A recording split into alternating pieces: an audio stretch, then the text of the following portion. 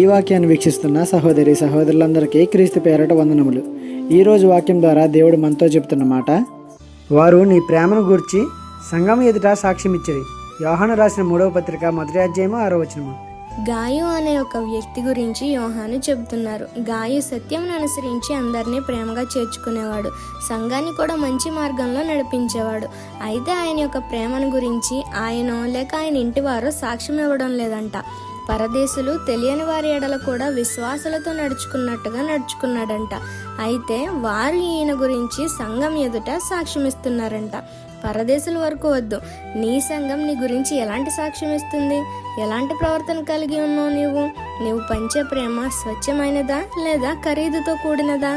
గాయు సత్య ప్రవర్తన కలిగి ఉన్నాడు. మరి నీ ప్రవర్తన, నీ సహోదరుల పట్ల ఎలాంటి ప్రేమను ప్రదర్శిస్తున్నావు? ఒకసారి ఆలోచించు. సంఘం ఎదుట, సమాజం ఎదుట నీ సాక్ష్యం ఎలా ఉంది? ఈ చిన్న సువార్త పరిచర్యలో మీ సహోదరులు. God bless you. ఆమెన్.